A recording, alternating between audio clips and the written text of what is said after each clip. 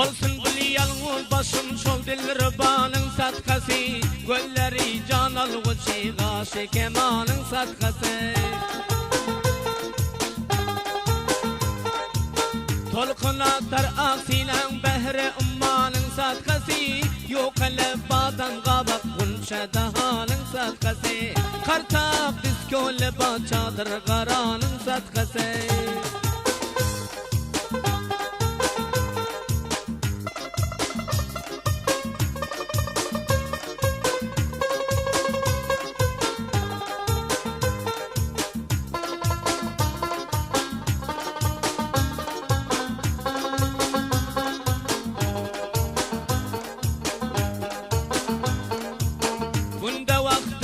Şeyler bir mil garip dostan öteyip ekledip koyuyor kadın kara karsin kittatip.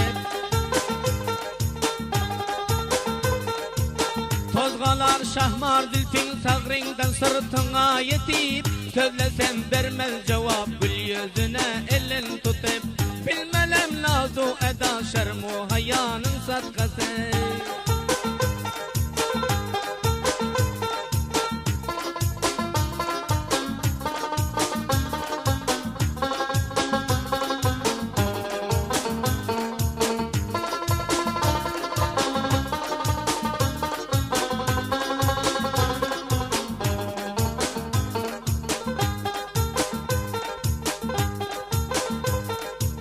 Kadir Allah'ım tir yetirgin beni şol dildarıma, kirpigi yok kaşı keman gölleri kumarıma. Nice bil nazik beden olcuları çınarıma, alana kalka kalka kulpagi tartarıma. Dibarım hem gevherin kımmat bahanın satkası. Nice bil nazik beden ol boyları çınarıma, al yana halka halka kulpagi tartarıma. Dibarım hem gevherim kımmat bahanın satkası.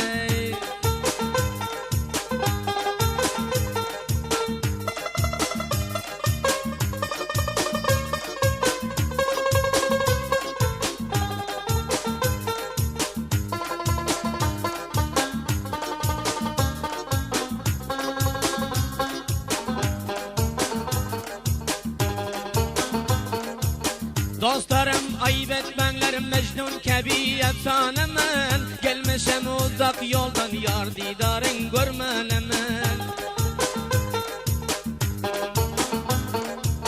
Ayrılık derdi bilen hem deliyo divanemen, şad gülüm yoktur veli daim sendip gamhanemen. Navçavay kaddire samur çemeyanın satkası.